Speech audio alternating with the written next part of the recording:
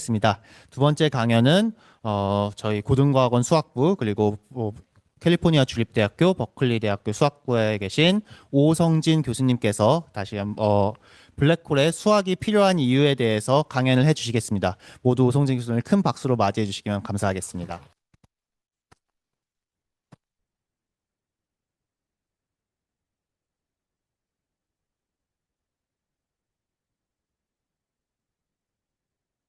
차이가 없네요. 네, 먼저 이렇게 과분한 소개를 해주신 저희 노태웅 원장님과 그리고 라준현 교수님께 감사를 드립니다. 그리고 이제 제 전에 정말 멋진 발표를 해주신 최경수 교수님께도 약간의 너무 멋진 발표를 해주셔서 긴장이 되긴 하지만 그래도 이제 큰 감사를 드립니다. 이게 너무 재밌었던 게 저는 이제 전혀 다른 이제 주제를 들고 와서 이제 그 발표를 준비를 했는데요.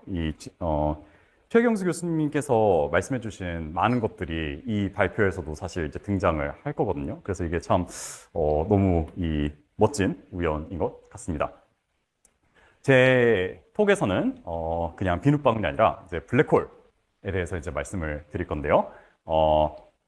저는 이 최경수 교수님처럼 이렇게 쿨하지가 못한 성격이라 조금 약간 어폴로지틱하게 시작을 하려고 해요. 제가 이제 블랙홀의 수학이 필요한 이유라고 이 강연 제목을 붙였는데 일단 먼저 제가 수학자임에도 불구하고 왜 이제 블랙홀이라는 이제 물리학에 있는 이제 물체에 대해서 얘기를 드리려고 하는지 좀 변명을 하면서 시작을 하려고 합니다.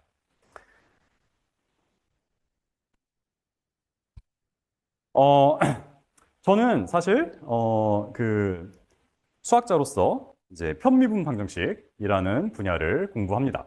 이제 편미분 방정식은 이제 많은 이제 화학, 공학, 그리고 오늘 본 것처럼 이 기하의 이제 현상에서 그 근본적인 규칙을 이제 쉽게 쓰는 방법으로 나타나는 종류의 이제 방정식입니다. 이제 이 편미분 방정식은 사실 이제 아신 분들은 이미 다 아시겠지만은 별 다른 게 아니라 이 미분들끼리 이루는 이제 방정식이거든요. 그죠? 그래서 이제 미분 방정식이고 편미분 방정식이라는 거는 이제 편미분을 쓴다. 많은 방향으로 미분할 수 있다. 즉 공간, 시간과 같은 이제 그런 다차원 상황에서 쓰는 식인 거예요. 말씀드린 것처럼 많은 자연 현상들 아니면 기하학적 현상들이 저희가 그 현상 자체를 보면 굉장히 복잡하지만 마치 이제 바둑 이제 게임을 보면 굉장히 복잡하지만 그 규칙 자체는 굉장히 간단한 것처럼 이 근본적인 규칙은 이제 굉장히 간단한 꼴로 쓰여진 경우가 많은데 그 꼴이 이제 많은 경우 이 편미분 방정식입니다. 그래서 제가 편미분 방정식의 예로 사실 지난 톡에서도 등장을 했던 미분이 2개 들어가는 파동 방정식이라는 걸 썼는데요. 이 식을 아시면은 네, 굿. 이 식을 만약에 이제 모르신다면은 제가 이제 여기서 강조하고 싶은 거는 이게 단 한 줄로 쓰여진 식이란 거예요. 근데 이 단 한 줄로 쓰여진 식이 이렇게 제가 여기다가 이제 적은 많은 다른 물리적 현상들의 이제 기술의 기초가 돼요. 그게 이제 편미분 방정식의 이제 흥미로운 점이죠. 이렇게 말씀드린 것처럼 뭐 이렇게 여기서 이제 보이는 것처럼 진동하는 실이라든지 이렇게 이 지진이 일어났을 때 그 지진파라든지 이렇게 드럼을 쳤을 때 드럼 헤드가 이제 진동하는 거라든지 저희가 지금 이렇게 볼 수 있는 빛이라든지 아니면은 제가 얘기하고 있는 이런 음파라든지 이런 것들이 다 같은 방정식으로 기본적으로 설명이 돼요. 그래서 이제 이 파동 방정식, 이제 편미분 방정식이라는 게 저 같은 수학자뿐만 아니라 다른 과학자, 공학자 분들도 이제 많이 공부를 하시는 이제 그런 종류의 이제 서브젝트인데요. 저는 어떤 면에서 이제 차별화가 되냐면은 순수 수학자로서 순수 수학으로서 편미분 방정식을 공부를 해요. 이거는 이 최경수 교수님이랑도 이제 같은 이제 건데요. 그래서 제가 하는 거는 이 편미분 방정식의 이제 방정식과 이제 해에 대해서 이제 증명을 하는 거예요. 그게 이제 제가 편미분 방정식을 공부하는 이유고요. 모든 접근 방식이 그렇듯이 이 접근 방식에는 이제 장점과 단점이 있겠죠. 단점은 예를 들어서 이제 이 최경수 교수님께서 말씀하신 것처럼 뭐 비눗방울이 막 이렇게 있어요. 그래서 이게 막 뭐 말씀하신 대로 멋지게 이렇게 해가지고 이게 토러스처럼 이렇게 생겼어요. 이게 5초 뒤에 어떻게 생겼을지 얘기해 주시오 하면은 저는 그거를 말씀드릴 수가 없어요. 왜냐하면은 이거는 계산을 해야 되는 건데 제가 아무리 손으로 계산을 해봤자 뭐 컴퓨터로 그걸 돌리는 것보다 빠를 수가 없겠죠. 그래서 이제 그런 것들은 이제 다른 접근, 이런 수치적 접근이라든지 이제 그런 것들이 아마 더 그 이제 이 좋은 접근 방식일 거예요. 하지만 순수 수학의 접근의 장점은 저희는 엄밀한 증명을 하기 때문에 다른 방식들이 믿기 어려운 아주 극단적인 상황에서도 확실한 결론을 도출해낼 수 있다는 것이 있어요. 그래서 저 같은 사람들, 순수 수학으로 이제 이제 그 평면 방식을 공부하는 사람들은 대부분 관심 있는 경우가 뭔가 극단적인 일이 벌어질 때예요. 그래서 사실 이제 아까 최국인 선생님께서 말씀하신 것처럼 뭐 싱귤러리티가 일어날 때, 이럴 때 굉장히 극단적인 경우잖아요. 그러니까 공률, 해가 무한대로 갈 때, 그럴 때 어떤 일이 벌어지냐, 이제 이런 걸 다루는 거잖아요. 이제 그런 식으로 뭔가 이제 무한히 이제 뭔가가 커지면은 컴퓨터로 봤을 때는 예를 들어서 이제 이게 진짜로 해가 무한대로 가는 건지 아니면 그냥 빠르게 자라는 건지 이거를 이제 그 구분하기 어렵지만은 이제 수학으로는 이제 증명을 하면은 이거를 이제 완벽하게 다룰 수가 있게 되겠죠. 그리고 또 다른 이제 제가 이제 많이 물어보는 이제 평면 방정식에 대한 이제 문제는 뭐냐면은 시간이 무한대로 갈 때 어떤 일이 벌어진가 이런 거예요. 이런 것도 마찬가지로 이제 컴퓨터로 이제 우리가 그 비눗방울이 어떻게든지 풀 수 있지만 이게 진짜로 무한대, 그러니까 엄청나게 오랜 시간이 이제 지났을 때 일어나는 일이 맞냐? 그거를 이제 알려면은 사실 이제 이 컴퓨터로 무한한 시간 동안 풀어야 되잖아요. 근데 그거는 말이 안 되잖아요. 근데 이제 이 수학적 증명으로는 이제 그런 것들을 다룰 수가 있는 거죠. 그래서 이제 사실은 저는 그 블랙홀, 뭐 그리고 이제 블랙홀이라는 이제 물체가 나오는 일반 사이언스 이론에 관심이 있다기보다는 제 정체성은 이제 편미분 방정식을 공부하는 수학자고요. 근데 블랙홀은 이 편미분 방정식으로 풀 수 있는 문제 중에 꽤 흥미로운 이제 문제라고 생각하기 때문에 제가 블랙홀을 공부를 하는 거예요. 자, 그래서 왜 이제 블랙홀이 수학자에게 흥미로운 문제냐? 제가 이제 블랙홀에 대해서 이제 훨씬 더 많은 것들을 말씀을 드릴 건데, 그래도 간단하게 일단 정의를 제가 리뷰를 하자면, 그 블랙홀이라는 거는 뭔가가 이제 굉장히 중력이 극단적으로 세서 이 어떠한 물체도 이제 빛조차도 거기서 빠져나갈 수 없는 이제 그런 시공간의 영역을 가리키는 이제 말이거든요. 이게 물리학자들도 굉장히 흥미롭다고 생각하는 그런 이제 물체예요. 그러니까 여러 가지 이유가 있지만 한 가지 이제 이유는 저희가 이 블랙홀이라는 것이 예측되는 그 일반 상승 이론이 너무너무 좋은 이론이에요. 너무너무 잘 맞아요. 그래서 그거는 저희가 예를 들어서 그거를 써서 뭘 만들고 싶을 때, 그래서 뭐 GPS 이런 거 할 때 이제 일반 상승 같은 걸 써가지고 이제 계산을 하거든요. 그럴 때는 좋은 이제 그 건데, 저희가 이론가로서 뭔가 새로운 이론을 만들고 싶으면 그건 되게 이제 사실 어려운 상황이에요. 뭔가 이 이론이 기존 이론이 틀려야지 다음 이론을 만들 이유가 생기는데 만약에 기존 이론이 너무너무 잘 맞으면 이제 이론가가 할 일이 없잖아요. 근데 어디에서 일반 산해성 이론이 틀릴 것이냐? 일반 산해성 이론을 이제 넘어가는 이제 이론을 우리가 내추럴하게 이제 만들어야 되냐? 블랙홀 내부에서 그런 일이 벌어질 것이다라고 믿어져요. 그래서 이제 물리학자들이 이제 블랙홀 내부에서 어떤 일이 벌어지는지를 알고 싶어요. 자, 근데 아까 말한 것처럼 정의상 블랙홀은 그 내부에서 아무것도 빠져나올 수가 없는 곳이에요. 그래서 블랙홀 내부에서 무슨 일이 일어나는지를 저희가 직접적으로 관측을 하면은 그러면 밖에다가 그걸 알릴 방법이 없어요. 그러니까 이제 그 안에 들어가면은 이제 진리를 얻게 되긴 하는데 그거를 밖에다 말할 방법이 없어요. 저희가 이제 그러고 싶지가 않잖아요. 저는 적어도. 그러면은 이제 이 직접 관측이라는 방법은 사용할 수 없고 어떤 방식으로 이 문제를 이해를 해야 되냐, 블랙홀 내부에 어떤 일이 벌어지는지 가장 강력한 툴이 수학인 거죠. 아까 이야기한 이제 이유 때문에 극단적인 상황이지만 수학적으로는 우리가 증명을 하기 때문에 이제 확실한 이제 결과들을 얻을 수가 있으니까. 뿐만 아니라 이제 이와 더불어서 제가 특히나 이 문제에 관심 있는 이유는 다른 아까 말한 많은 과학, 이제 뭐 기하학의 이제 이론처럼 일반 상승 이론도 그 중심에는 이 중심 규칙이 편미분 방정식의 언어로 쓰여져요. 아인슈타인 방정식이라는. 그래서 이제 이게 말하자면은 이제 제가 다룰 수 있는 이제 문제가 되는 거죠. 그리고 만약에 제가 이 토크를 이제 여러분들께 전달하는데 성공을 한다면 수학적으로도 이게 굉장히 재밌는 문제라는 걸 이제 또 말씀드리고 싶어요. 이건 조금 더 딥한 거지만 수학적으로 재밌는 문제들의 여러 가지 특징이 있겠지만 그중 하나가 여러 가지 현상이 한꺼번에 이제 수학적으로 나타나면 그걸 재밌는 현상이라고 하잖아요. 근데 블랙홀 내부에서 어떤 일이 일어나는지를 이제 알아내려면은 아까 말한 어떤 해의 장기적 행태를 알아내는 거랑 그 다음에 그 singularity, 그러니까 특이점, 해가 무한대로 갈 때 어떤 일이 벌어지는지를 다 한꺼번에 이해해야 돼요. 그래서 이런 여러 가지 수학적 문제들이 얽혀 있어서 수학적으로도 되게 재밌는 문제가 됩니다. 자, 그래서 이게 지금까지 저의 그 변명이었고요. 블랙홀에 대해서 왜 수학자가 얘기를 하는지, 경계를 왜 제가 이렇게 넘어가려고 하는지 제 변명을 다 했으니까 여러분들께 블랙홀에 대해서 좀 더 본격적으로 말씀을 드리도록 하겠습니다. 첫 번째 이제 파트는 약간 이제 그 교양과학적인 그런 내용을 하고 싶은데요. 블랙홀의 수학이 필요한 이유라는 이제 제목을 제가 이 강연에 붙였는데 그 이유를 크게 두 가지를 이제 말씀드리고 싶어요. 하나는 아까 말씀드린 블랙홀 내부에 어떤 일이 일어나는지 그런 걸 탐구하는 거는 이제 수학이 굉장히 강력한 툴이거든요. 그거는 근데 조금 더 어려워요. 그리고 이제 좀 더 이제 이 현재 하고 있는 연구랑 관련이기 때문에 그거는 좀 나중에 설명드리고 싶고요. 먼저 여러분들께 말씀드리고 싶은 거는 블랙홀이라는 개념이라는 게 어떻게 발견되고 발전되었는지 거기에서 수학이 어떤 이제 역할을 했는지 그거를 먼저 말씀드리고 싶어요. 그래서 그냥 이거는 말하자면 약간 역사 이야기를 해드리고 싶은 거예요.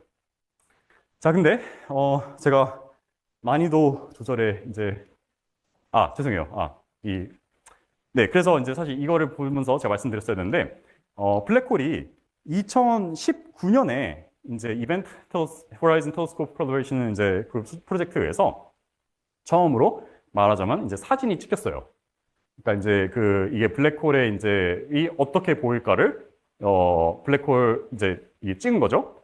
근데 이거는 이제 2019년이라고 했는데 그로부터 훨씬 전 1979년에 이미 이론적으로 사실 이제 컴퓨터를 사용해서 이런 그림을 이제 물리학자들이 그려냈어요. 블랙홀이 이제 밖에서 보면 이렇게 생겼어야 될 것이다. 근데 이게 이제 굉장히 사실 비슷하죠. 이 똑같은 이제 픽처를 이렇게 저희가 위에서 보고 이걸 약간 이렇게 돌리면은 그러면은 이제 거의 똑같은 픽처가 나오겠죠. 그래서 이 파트에서 제가 말씀드리고 싶은 거는 어떻게 저희 물리학자들 그리고 수학자들이 블랙홀을 보지 않고도 블랙홀이 있고 이렇게 생겼어야 되고 이제 이런 여러 가지들을 알 수 있었나 그거를 이제 말씀드리고 싶어요. 자, 근데 말씀드린 것처럼 제가 도저히 일반 상대수 이론을 말씀을 안 드리고 이거를 설명드릴 수가 없기 때문에 일반 상대수 이론을 제가 한 슬라이드로 요약을 해봤어요. 그래서 이제 여러분들께 제가 일반 상대수 이론을 이제 가르쳐 드리도록 할게요. 자, 일반 상대수 이론은 어떤 거냐면은 지금 현재 그 중력을 이제 기술하고 있는 이제 물리에서의 이제 이론인데요. 일반 상대수 이론의 특징은 뭐냐면은 중력이 다른 힘들과는 다르게 뭔가 좀 더 근본적인 걸로 표현이 된다라고 얘기를 해요. 이게 이제 시공간의 휘어짐으로 중력이 기술이 된다라고 얘기를 해요. 사실 여기 제가 보니까 수학자분들이 너무 많으신데 정확하게 이거는 수학적으로 표현할 수가 있는 거예요. 그게 이제 되게 아름다운 거거든요. 이제 로렌시안 지오메트리라는 걸 사용하면은 정확하게 그걸로 이 중력이 이제 표현이 되는 거예요. 근데 그런 이제 디테일한 얘기를 안 하고도 약간 이 아이디어가 왜 획기적이고 아름다운지를 조금 설명을 드리면은 이 중력이라는 게 이제 뭔가 다른 힘 같지 않고 시공간의 휘어짐이라는 무슨 뜻인지는 잘 모르겠지만 더 근본적인 현상이라고 이제 얘기를 하면서 아인슈타인이 이제 풀게 된 문제가 뭐냐면은 이 equivalence principle, 이제 등가 원리라는 거를 이제 아름답게 표현을 했어요. 이것도 이 최경수 교수님께서 말씀하신 것처럼 이 중학교 FNMA로 이제 설명을 할 수 있는 건데요. 저희가 중학교 때 그런 거 배우잖아요. 이제 갈릴레이가 피사의 사탑에 올라가가지고 이제 막 두 개의 이제 무게가 다른 것들을 이제 떨어뜨렸더니 이게 같은 이제 모양으로 떨어졌다. 그래서 이제 저희가 이 어떤 물체도 그 무게랑 상관없이 같은 종류의 가속도로 중력하에서 떨어진다. 이걸 배우잖아요. 이거를 중학교 때 배울 때는 이렇게 배우잖아요. 일단 F는 ma고 그 다음에 중력에 한해서는 F가 mg니까 이 둘을 캔슬시키면은 A가 G다. 그래서 이제 M과 상관없이 이제 다 같은 가속도로 떨어진다라고 얘기를 하잖아요. 근데 이 설명이 약간 어색한 게 왜 도대체 이 두 개가 같은 계수가 나와야 되는지 사실 이유가 없잖아요.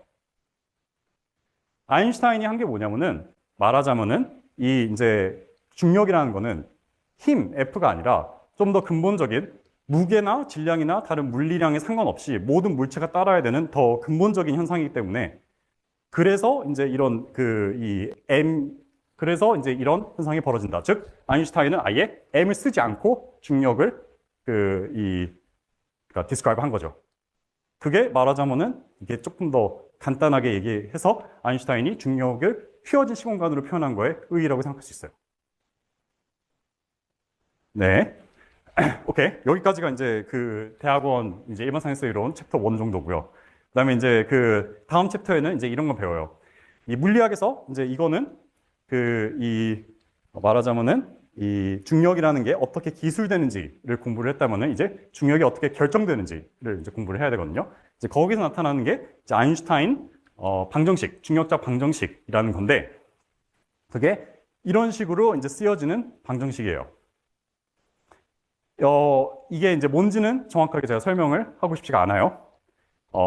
그냥 이제 이제 대략적으로 설명을 드리면은 이제 왼쪽에 있는 게 이제 기하학적인 곡률량이에요. 그러니까 이 시공간이 어떻게 휘어 있는지를 이제 얘기해주는 그런 종류의 양들이에요. 그러니까 이제 뭐 위치 커버처, 스케일러 커버처 이제 이런 것들은 이제 주어진 건데, 아인슈타인 방식은 그게 좌항이고, 그다음에 우항에는 이제 이런 물리 상수들, 파이 그리고 이제 T 뮤뉴라는 이제 에너지 모멘텀 텐서라는 게 있는데 이거는 말하자면 물리적인 양이라고 보시면 돼요. 이제 이 시공간에 물질이 얼만큼 어디에 있느냐 그걸 이제 얘기해 주는 거예요.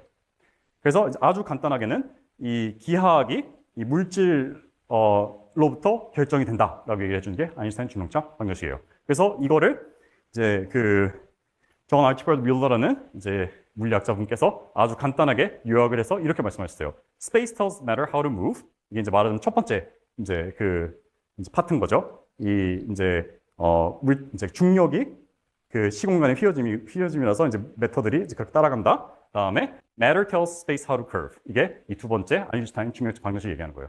그래서 이게 말하자면은 첫 한 두세 챕터 정도의 내용이에요. 일반 상행성 이론에. 자, 그 다음에 저희는 챕터 10으로 가야 되는데 이게 사실은 이제 편미분 방정식이에요. 아인슈타인 방정식이라는 게. 이거는 조금 더 어려운데요. 이거를 이제 근데 사실 저희가 만약에 중력파라는 단어를 들으셨으면은 이 직관적으로 알고 있는 종류의 사실이에요. 그러니까 아인슈타인 방정식이라는 게 이렇게 쓰여지긴 했는데 이게 이제 기하학에서 나오는 되게 복잡한 이제 익스프레션들이라 이게 어떤 종류의 PD랑 가까운지 알기가 되게 어렵거든요.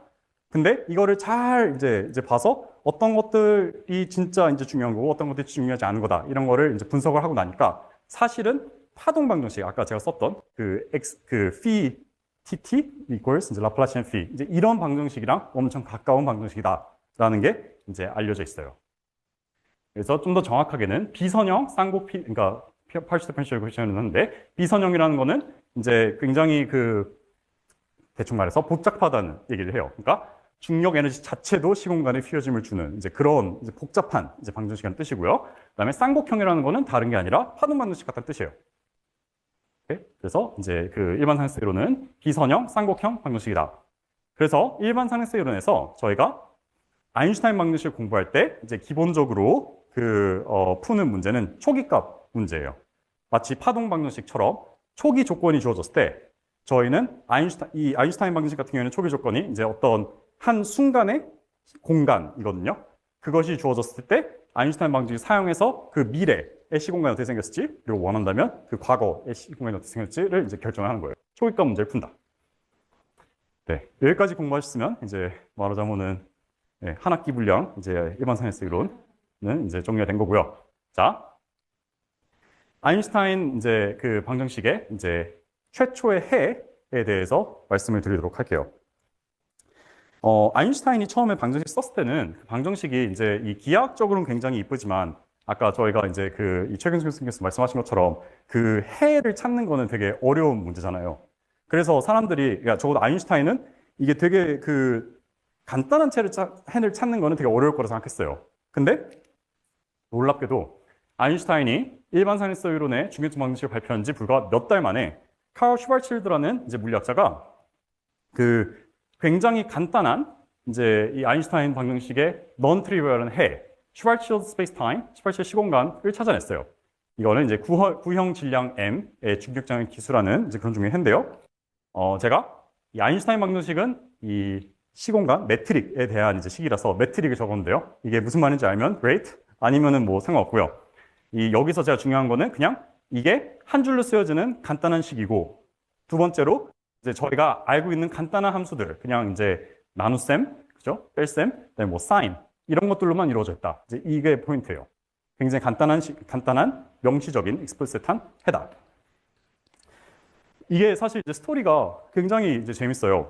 그 이제 이 해가 아인슈타인이 일반 상승 이론을 발표한 지 불과 몇 달 만에 찾아졌을 뿐만 아니라 슈발츠르드가 사실 이제 그 군대에 있을 때 그 1차 세계대전 참호에서 아인슈타인 방정식을 이제 보고 거기서 막 계산을 해가지고 이제 찾아낸 해예요.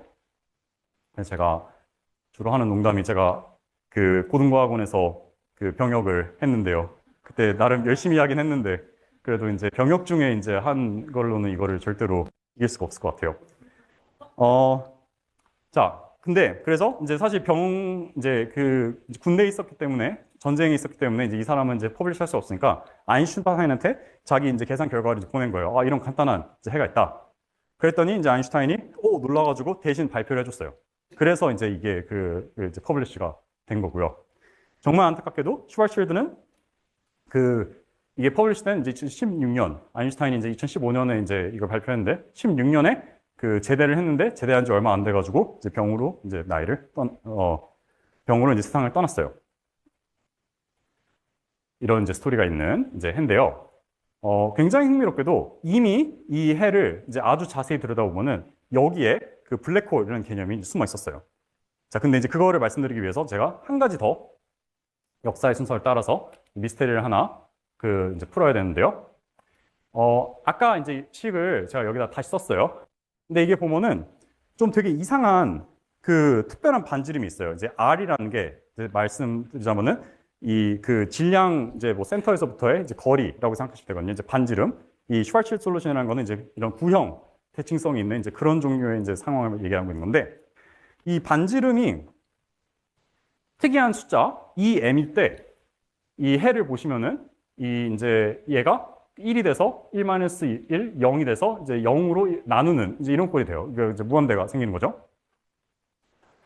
그래서 사람들이 사실 이게 도대체 이게 뭔지, 이게 이제 singularity인지, 이게 도대체 어떤 걸 의미하는지 꽤 오랜 시간 동안 논란이 있었어요.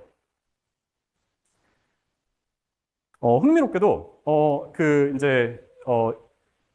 이 R 스쿼트 2M은 여기서 봤을 땐 되게 특별해 보이지만은 사실은 그러니까 진짜 이제 뭔가가 무한대로 가는 그런 반지름이 아니었어요. 이거는 좌표 특이점. 그러니까 이제 제가 좌표계를 잘못 잡아서 이제 생기는 이제 그런 일이었어요. 그러니까 말하자면 사실 저희가 뭐 미적분학 3, 뭐 벡터 칼큘러스 같은 거 배울 때 뭐 이렇게 이 극좌표계 이런 거 생각하잖아요. 극좌표계가 이제 R equals 0에서는 많은 것들이 이상해지잖아요. 근데 아무도 R equals 0이 이제 싱귤러 포인트다라고 얘기하지 않잖아요. 거기서 막 이렇게 극좌표에서 계산하면 무한대가 나와도 똑같은 거였어요. 조금 더 복잡했을 뿐이죠. 그래서 그거는 여러 사람들이 사실 이제 밝혀냈는데 제일 먼저 밝혀낸 거는 조지 르메트르라는 이제 성직자이자 이제 물리학자가 1933년에 이제 밝혀냈어요.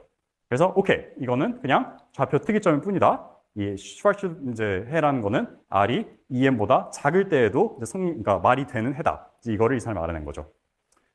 근데 여전히 이 이제 이런 종류의 수학적인 이해에도 불구하고 R equals 2m이라는 특이한 반지름 너머의 지역에 물리적인 의미는 아직 모호한 상태로 남아 있었어요. 33년도에는. 이때 이제 등장한 인물들이 요즘에 영화로, 저는 아직 영화를 안 봤는데요. 영화로 유명한 오펜하이머하고 그의 제자 이제 할튼 스타이너였어요. 이 로버트 오펜하이머와 이제 할튼 스타이너가 이제 Uncontinued Gravitational Contraction이라는 이제 이 논문을 1939년에 발표했는데 이 여러모로 사실 이제 시대를 앞서가는 논문이었어요. 이 논문에서는 뭘 공부를 했냐? 다음과 같은 물리적인 문제를 공부를 했어요. 이 사람들이 관심 있었던 거는 이제 별이 중력에 의해서 수축을 하고 수축을 하고 수축을 하면은 도대체 어떤 일이 벌어질까? 이제 이거를 공부를 하고 싶었어요. 근데 너무 일반적인 이제 문제를 하면 되게 어려우니까 여러 가지 그 간단한 가정을 만들었는데요. 그 간단한 가정이 뭐냐? 첫 번째, 별이라는 거를 이제 구형 시메트리가 있는, 그러니까 이제 이 회전을 해도 똑같이 생긴 기체, 이제 구체라고 생각하자. 그러니까 이제 가스 덩어리라고 생각을 하자라고 생각했고요. 원래 이제 물리적인 가스 덩어리는 이 이제 중력도 있지만은 그거를 안에서부터 밀어내는 아까 배운 압력이 있어서 그게 평형을 이루면서 사실 이제 그러니까 별이 되거든요. 이건 그 최경수 교수님께서 말씀하셨고, 전 장주희 교수님께 아주 많이 배웠는데, 이 사람들은 중력이 너무 세서 이제 이게 그 계속 됐을 때에 어떤 일이 벌어졌을지 그걸 공부하고 싶었어요. 그래서 그러면은 압력도 0이라고 하자. 그래서 압력이 없는 이제 기체를 생각을 했어요. 자, 그러면은 이게 막아줄 게 없기 때문에 이 중력에 의해서 이 구체가 점점 이렇게 줄어들겠죠. 그래서 이제 줄어들고 나는 이제 일반 산소 이론에 의해서 이게 줄어들었을 때 도대체 그 바깥에 어떤 해가 이제 남는가, 그거를 이 사람들이 봤더니 아까 말한 슈왈츠칠드 해가 나오게 된 거예요. 근데 이게 그 중요한 게 아까 아르쿠스 2M이라는 특이한 이제 반지름 너머에서도, 그러니까 그 너머로도 이 이제 구체가 작아질 수 있고 그 밖에는 정확하게 이 아르쿠스 2M 너머에 슈왈츠칠드가 나온다라는 걸 본 거죠. 그뿐만 아니라 이 아르쿠스 2M 너머의 영역에 굉장히 특이한 성질이 있다는 거를 이제 이 사람들이 봤어요. 그게 뭐냐면은 그 안에서는 어떠한 것도 빠져나갈 수가 없는 거예요, 밖으로. 그러니까 말하자면은 블랙홀의 개념을 이 사람들이 예견을 한 거죠. 그리고 블랙홀이 어떻게 형성이 되는지도 사실상 이해를 한 거죠. 이거는 블랙홀이라는 단어가 없었을 때 이루어졌던 일이에요. 그래서 굉장히 이제 시대를 앞서간 연구였는데요. 아까 말씀드린 대로 이게 제가 시대를 앞서간 연구라고 이제 말씀을 드린 이유가 뭐냐면은 사실은 여기에 답이 있었음에도 불구하고 블랙홀이라는 게 진짜로 있을 것이다 라고 믿어지고 블랙홀이라는 단어가 생기기까지는 여전히 몇십 년이 더 필요했어요. 근데 그 블랙홀이 진짜 있고 이게 이제 있을 거라는 이제 결정적인 증거가 어디서 나왔느냐? 수학에서 나왔습니다. 그래서 이 블랙홀이라는 개념이 이제 실제한다. 그러니까 블랙홀이라는 물체가 실제한다라고 이제 받아들여지는데 가장 큰 공헌을 한 게 이제 로저 펜로즈라는 대수기학자 출신 이제 수학자이자 물리학자가 한 정리였는데요. 이제 조금 더 설명을 드리자면은 오펜하이머 스나이더 논문이 이제 있었음에도 불구하고 사람들이 이 블랙홀이라는 게 자연의 과연 있을까 하면서 약간 회의론이 있었어요. 없지 않을까? 사람들이 어떤 종류의 핑계, 어떤 종류의 이제 그 이유를 댔냐면은 오펜하이머 스나이더는 너무 이상화한 그 가정을 많이 했다. 이 구형 대칭성이라는 게 완벽하게 있는 게 말이 되느냐. 이제 그런 종류의 대칭성이 없으면은 이런 블랙홀이라는 이상한 현상도 없어질 것이다. 이런 식으로 사람들이 생각했던 것 같아요. 이 펜로즈가 증명을 한 게 뭐냐면은 이런 구현 대칭성이 없어도 이 블랙홀이라는 공간이 이제 여전히 존재할 수 있다. 뭐를 보여서 안정성이라는 이제 아까 최근수 교수님에서 이제 이 강연에서 나온 그런 개념을 보여서 증명을 했어요. 조금 더 구체적으로 말씀을 드리면은 이게 사실 이제 펜로즈의 이제 그 논문에서 이제 나온 그림인데요. 말하자면 이게 아까 정확하게 오펜하이머 스나이더 그 시나리오를 이제 그린 거예요. 근데 시간이 이제 그러니까 이 세로축이고요. 이게 이제 공간인데 이게 아까 보여드린 이제 이 구체라고 생각하시면 되고요. 이제 기체, 구체라고 생각하시면 되고 이게 이제 이 사라지고 나면 그 바깥에는 이제 슈왈츠칠드 이제 스페이스 타임이 있고 그다음에 이제 이 블랙홀 리전이 있는데 이 펜로즈가 보는 게 뭐냐면은 이 블랙홀 리전에는 어떤 특별한 성질을 가진 이 구면이 있다는 거를 보였어요. 이제 그 트랩 서페이스라고 부르는데 그 트랩 서페이스가 이런 데에 있다라는 이제 예를 들어서 슈왈츠칠드 이제 시공간에 그 블랙홀 리전에 있다라는 걸 첫 번째로 observe하고 두 번째로 보인 거는 이제 수학적 정리인데 뭘 보였냐면은 이게 있기만 하면 블랙홀이 반드시 존재한다를 보였어요. 근데 이 이제 갇힌 표면이라는 거는 사실 이제 obviously stable한 개념이에요. 뭔가 다 이제 부등식으로만 이루어진 조건을 만족시키면은 이게 이제 그 갇힌 표면이라는 게 되거든요. 그래서 이제 말하자면은 이게 구형 대칭성이 조금 틀어져도 그러면 정확하게 슈발츠일드 이제 스페이스타임 아니겠지만 여전히 갇힌 표면이라는 거는 있게 되거든요. 그래서 펜로즈의 정리에 의해서 블랙홀은 여전히 있다. 이게 이제 나타나는 거죠. 그래서 실제로 정리를 이제 그러니까 인정받아서 펜로즈가 2020년도에 노벨 물리학상을 이제 받게 되었고요. 거기에 이제 사이테이션이 굉장히 프로미넌트하게 나타나고요. 그리고 이제 이 어디언스에게 제가 얘기할 수 있는 거는 아까 최근수 교수님이 또 기하학 강연을 해주셨으니까 이 증명 과정이 거의 이제 기초 리만 기하학의 보네 마이어스 정리랑 비슷해요. 그러니까 이제 지오데식을 써가지고 이제 이제 로컬한 지오메트리랑 이제 글로벌한 이제 그 블랙홀이 있다라는 글로벌한 성질을 이제 이어주는 이제 그런 종류의 이제 증명이에요. 그래서 이제 기하학자가 봤을 때는 이제 굉장히 이제 어떻게 보면은 당연한 종류의 이제 얘기였는데 이게 물리학적으로는 이런 의미가 있었던 거죠. 자, 여기까지 이제 블랙홀이라는 이제 개념이 어떻게 나왔는지 이게 1965년도 논문이고요. 1960년대에 비로소 다시 블랙홀이라는 단어도 생겼고 이제 블랙홀이라는 게 존재할 것이다라고 이제 받아들여지기 시작했고요.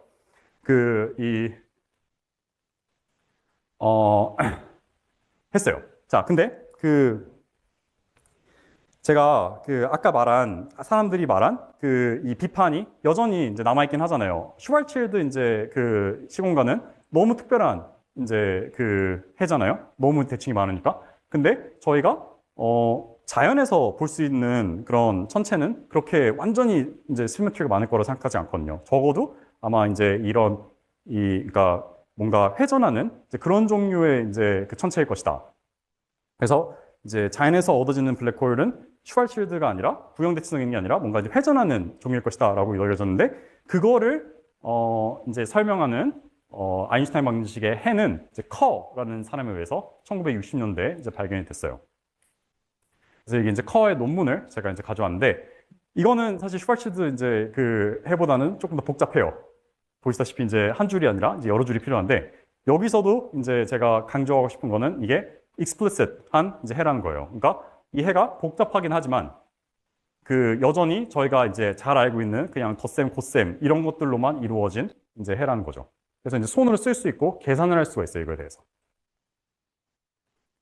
자, 그래서 제가 이제 아까 말씀드린 두 가지 이제 픽처를 조금 더 설명을 드릴 수가 있는데 사실 제가 이게 70년대에 수치적으로 그려졌다고 했는데 70년대에 수치적으로 이걸 풀었다라고 하는 거는 아인슈타인 방정식을 푼 게 아니에요. 그거는 사실은 너무 어려운 일이거든요. 그러니까 그때 컴퓨터는 할 수 없어요. 이때 사람들이 한 게 뭐냐? 말하자면은 이 커 블랙홀은 저희가 손을 쓸 수가 있잖아요. 그러니까 거기에다가 카메라를 놓을 수가 있어요. 그리고 이제 리얼리스틱한 광원을 놓을 수가 있어요. 이 광원을 넣고 카메라를 넣었을 때 얘네들이 이제 이 빛이 기하광학적으로 어떻게 휘어서 카메라에 보일까? 이거를 컴퓨터로 계산한 거예요. 그러니까 말하자면 레이 트레이싱을 이제 한 거죠. 근데 그런 식으로 그려진 게 이 블랙홀 이제 실제 외부랑 굉장히 비슷한 거죠. 그리고 이게 그냥 우연성이 아니라 사실은 여러 가지 다른 블랙홀 유일성 정리라는 이제 것들로 이론적으로 진짜 그래야만 한다. 이 실제 하는 그러니까 피지컬한 이 블랙홀의 외부는 이 커 블랙홀이랑 굉장히 비슷해야 된다라는 것이 이제 여러 이제 이유로 믿어지고 있어요. 네, 여기까지 이제 역사 얘기했는데요. 자, 이제 블랙홀 내부로 이제 제가 들어가고 싶어요. 제가 시간이 얼마나 있죠? 10분 정도? 네. 네. 자, 이제 내부에 대한 얘기를 할 건데요. 블랙홀 내부는 이제 굉장히 스토리가 이제 이상해요. 아인슈타인 방정식에 따르면은 블랙홀 내부는 그 외부를 알면 완벽하게 결정이 되거든요. 그래서 그냥 논리적으로 따지면은 블랙홀 외부가 이 실제 하는 블랙홀의 외부가 커 블랙홀처럼 생겼으니까 실제 하는 블랙홀의 내부도 커 블랙홀처럼 생겼겠다라고 생각할 수가 있죠. 근데 그거를 믿게 되면은 굉장히 이상한 일들이 많이 발생해요. 커 블랙홀 내부에 무슨 일을 하는지 저희가 손으로 계산을 할 수 있기 때문에 저희가 이제 알아낼 수가 있는데 그 안에서는 굉장히 이상한 일들이 많이 일어나요. 이제 코시 지평선이라는 어떤 매끈한 이제 경계가 있는데 그거를 넘어가기 시작하면은 아인슈타인 방정식이 더 이상 그 미래를 이제 유일하게 결정해 주지 않아요. 그래서 여러 가지 가능성들이 있고 그 가능성들 중에서 굉장히 이상한 가능성들도 많아요. 뭐 예를 들어서 막 저희가 뭐 이런 공상과학 영화 같은 거 보면은 이 블랙홀 내부에 들어가서 다른 세계로 나온다든지 아니면 블랙홀 내부에 들어가서 이제 뭐 과거로 간다든지 막 그런 얘기가 나오잖아요. 그게 완전히 수학적 근거가 없는 건 아니에요. 왜냐하면은 이 커 솔루션의 어떤 이제 특별한 이제 경우를 보면은 이게 이제 그 이 블랙홀 내부의 특별한 경우인데 여기서 보여다시피 이게 이제 어떤 그림인지는 아주 중요하진 않은데 원래 있었던 이제 그림이 막 시간에 따라서 계속 반복되는 걸 볼 수 있거든요. 이런 식으로 블랙홀 내부 이 노란색 영역이 이 코시 호라이즌 내부인데 이런 식으로 이제 다른 세계로 반복되는 세계로 나올 수 있는 막 그런 이제 가능성을 얘기해 줘요. 그리고 이제 시간을 돌아가는 그런 종류의 이제 커브들도 있고요. 그래서 이런 것들이 공상과학 소재로는 되게 재밌지만은 진짜 세계가 이러면 되게 이상하잖아요. 그래서 물리학자들이 이제 이게 아닐 것이다. 사실 아까 말씀드린 펜로즈라는 물리학자가 이것이 실제 픽처는 아닐 것이다. 라고 이제 얘기를 했어요. 그게 이 Strong Cosmic Censorship Hypothesis라는 이제 가설인데요. 아니면 이제 수학적으로는 컨젝처인데 제가 이제 수학자이기 때문에 뭔가 어느 정도 스테이트먼트를 해야 될 것 같아서 스테이트먼트를 이제 하긴 했는데 제가 이제 이거를 여러분들께 말씀드리고 싶지는 않고 이제 펜로즈가 이거를 제창한 펜로즈가 어떠한 이제 클레버한 메커니즘으로 이 난제를 이 파라독스를 이제 해결하려 했냐 그것만 말씀드리고 싶어요. 근데 그 키워드가 이미 최근수 교수님 렉처에서 나왔어요. 그게 뭐냐면은 불안정성이에요. 그러니까 아까 최근수 교수님께서 말씀하신 것처럼 막 굉장히 수학적으로는 해들이 이상한 것들이 많지만은 그 대부분이 이렇게 조금만 건드리면은 쓰러지는 거기 때문에 이제 그렇게 머물러 있지 않을 것이다라고 이제 했잖아요. 펜로즈가 똑같은 아이디어를 얘기를 했어요. 이 커 안에 있는 이 이상한 코시 호라이즌이라는 게 수학적으로는 해긴 하지만 뭔가가 이 불안정성을 가지고 있어서 이거를 조금만 흔들면은 사라질 거고 이것이 사라지면은 그 안에 이제 사실은 이제 이 이상한 코시 호라이즌이라는 게 아니라 특이점이라는 게 생겨서 이제 그러면은 이제 우리가 블랙홀 안에서 어떤 일이 벌어져야 되는지 익스펙트하는 그런 픽처가 성립할 것이다. 이런 식으로 얘기를 했어요. 이게 Strong Cosmic Censorship이에요. 그래서 이 마지막 제가 몇 슬라이드에서 이제 아예 난이도 조절을 이제 포기하고 이제 이 스트롱 코스믹 센서십에 대한 이제 수학적으로 이제 어떤 그 결과들이 있는지 제 연구 결과를 이제 조금 말씀드리고 싶어요. 이 제가 이제 모든 그 결과들을 다 말씀드리지 못하는 점 굉장히 죄송하게 생각하고요. 이 강한 우주검의 가설이 사람들이 케어하는 이제 리즈너블한 블랙홀을 가진 이제 모델에서 이제 처음으로 이제 완벽하게 증명을 한 게 제가 이제 2019년에 조나단 룩이라는 이제 컬래버레이터는 쓴 이제 논문에서였어요. 이거는 이제 구형 대칭성을 가진 그러니까 좀 더 간단한 어떤 모델에서 이 이제 가설을 완전히 이제 증명을 한 건데요. 모델 문제에서 제가 이 증명의 핵심 아이디어를 약간이나마 이제 제가 설명을 하고 싶어요. 그래도 이제 증명 아이디어를 수학 강연이니까 이게 제가 사실 최경수 교수님께 렉처를 하고 질문한 거랑 맞닿아 있는데 사실 이제 수학적으로 봤을 때 적어도 제가 처음으로 이 문제를 생각했을 때 가장 어려웠던 부분이 그거였어요. 이게 불안정성이라는 거를 이제 저희가 보여야 되는데 그러면은 어떻게든 이렇게 조금만 건드리면 이게 없어져야 되잖아요. 근데 도대체 수학적으로 어떻게든 조금만 건드리면을 어떻게 표현할까? 이게 사실 모호하잖아요. 그래서 여기에서 이제 저희의 핵심 아이디어가 다음과 같은 거를 이제 생각하는 거였어요. 이제 중력파의 잔향을 보는 거예요. 그러니까 이런 아이디어인 거예요. 그러니까 이게 이제 이런 뭐 코시 호라이즌에 있는 이상한 해를 저희가 이제 블랙홀 내부에 일어나는 거가 안 일어난다고 얘기하고 싶은데 저희가 이거를 여기서 건드렸을 때 저기서 건드렸을 때 다 처음에는 해가 파동이 되게 달라 보일 거예요. 근데 저희가 이거를 그래서 이제 이게 막 이렇게 다른 색으로 보여진 이제 그려진 이런 파동들인데요. 이거를 블랙홀 이제 경계에서 오랫동안 기다려봐요. 그러면은 이게 오랫동안 기다리면은 이 굉장히 처음엔 달라 보였던 이제 파형이 점점점 이제 비슷해지면서 결국에는 똑같이 생긴 그냥 이 앰플리튜드만 다른 그런 종류의 이제 파형이 이제 되게 돼요. 이거를 이제 꼬리라고 부르고 이게 사실은 잔향이에요. 제가 이제 말씀드릴 때 아무튼 네, 시간이 없으니까 제가 이렇게 말을 할 때도 사실은 이렇게 딱 하면은 여러분들이 딱이라는 소리 듣지만 그 뒤에 사실은 잔향이 있거든요. 이 소리가 막 부딪혀가지고 그 뒤에 이제 조그마한 잔향이 있는데 여기서 딱을 하는지 여기서 딱을 하는지 그 이 파형 자체는 되게 다르겠지만은 잔향은 다 똑같이 생겼거든요.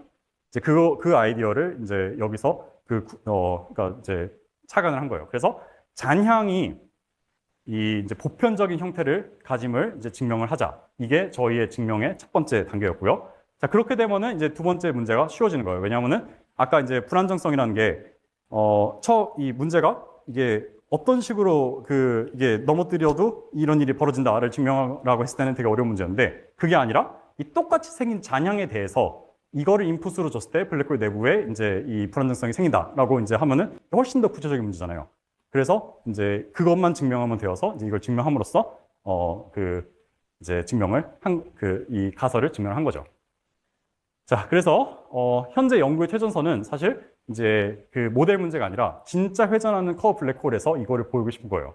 그리고 사실 굉장히 최근에, 그러니까 이제 이 불과 몇 달 전에 올라온 프리프린트에 의해서 두 번째 단계, 그러니까 만약에 저희가 컨젝처하는 잔향이 실제로 모든 이제 이 섭동에 대해서 보여지면은 그러면은 블랙홀 내부에서는 우리가 원하는 그 메커니즘이 있어서 그 이제 인스테빌리티가 있다. 이거는 증명이 되어 있어요. 그래서 이제 남은 단계는 이제 이 잔향의 보편적인 형태를 이제 밝히는 거고요. 괜찮아요? 그거에 대해서 이제 마지막 이제 제 연구 그러니까 진행 하나 말씀드리면은